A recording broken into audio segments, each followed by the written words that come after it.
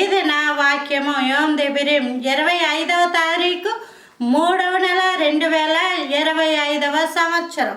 మన దేవుడు ఇస్తున్న చక్కటి మాట అపోస్తలుల కార్యాలు 3వ అధ్యాయము 20వ వచనం.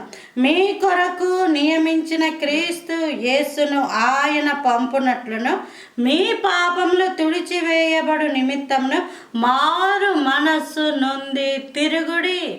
మారు మనస్సు అన్నది ఒక వ్యక్తి జీవితంలోకి వచ్చినప్పుడు లోకం వైపు తిరిగిన వ్యక్తి దేవుని వైపు తిరుగుతాడు. కుటుంబాలను విడిచిపెట్టి తిరుగుతున్న వ్యక్తి కుటుంబాల వైపు తిరుగుతాడు. మారు మనస్సు అంటే అదే అర్థం.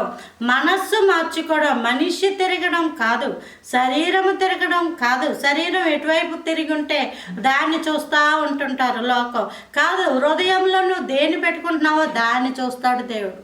ఇప్పుడు నువ్వు క్లాస్ రూమ్లోనే ఉండొచ్చు. క్లాస్ రూమ్లో సార్ వైపే నువ్వు చూస్తూనే ఉంటావు. అందరూ అనుకుంటారు నువ్వు బాగానే పాట వింటున్నావు, నువ్వు అక్కడే ఉన్నావు అనుకో. కానీ నీ మనసు ఎక్కడుంది, ఎక్కడ తిరుగుతుంది, అది ఆ మాస్టరు కనిపెట్టలేకపోవచ్చు. కానీ ఈరోజు నీవు ఎక్కడున్నా సరే, నీ శరీరం ఎటువైపు తిరిగి ఉన్నా సరే, నీ మనస్సు ఎటువైపు ఉన్నది అన్నది దేవుడు చూస్తున్న దేవుడు. అందుకే ఎక్కడ ఉన్నా సరే మనం దేవుని వైపు, దేవుని మనసులో పెట్టుకుని జీవించే వారమై ఉండాలి. దేవుని స్తోత్రం, హల్లెలూయా.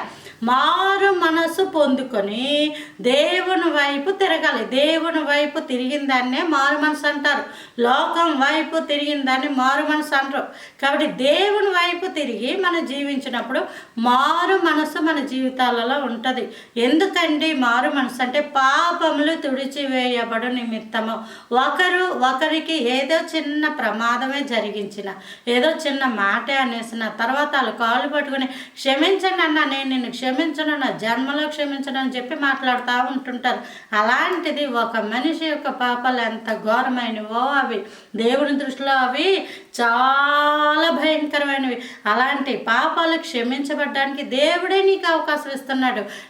ఎలాగునా ఆయన సిలువలో కార్చిన రక్తము ద్వారా నువ్వు పాపాలను ఒప్పుకొని విడిచిపెట్టి అసహించుకుని నాడు యేసయ్య రక్తము నీలోకి వచ్చి ప్రవహిస్తుంది.